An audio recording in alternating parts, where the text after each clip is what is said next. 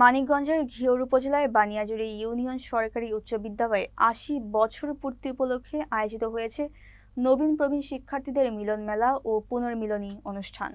বৃহস্পতিবার সকাল থেকেই বিদ্যালয় প্রাঙ্গণে সাবেক ও বর্তমান শিক্ষার্থীদের পদচারণায় মুখরিত হয়ে ওঠে ক্যাম্পাস। অনুষ্ঠানের শুরুতেই জাতীয় পতাকা উত্তোলন, অতিথিদের ফুলেও শুভেচ্ছায় বরণ এবং পবিত্র কোরআন তেলাওয়াতের মধ্য দিয়ে অনুষ্ঠানটির শুভ সূচনা করা হয়।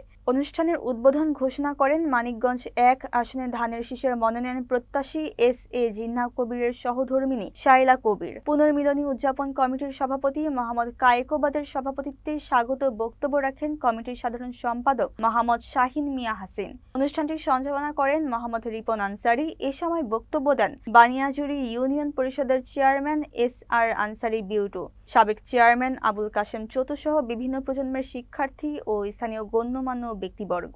বক্তারা বলেন, এই বিদ্যালয় শুধু একটি শিক্ষা প্রতিষ্ঠানই নয়, এটি ৮ দশকের ইতিহাস, ঐতিহ্য ও স্মৃতির ধারক, যা ভবিষ্যৎ প্রজন্মকে আলোকিত পথ দেখাবে। পুনর্মিলনী আয়োজনের মাধ্যমে শিক্ষার্থীদের মাঝে বন্ধন আরও দৃঢ় হয়েছে বলেও জানান তারা।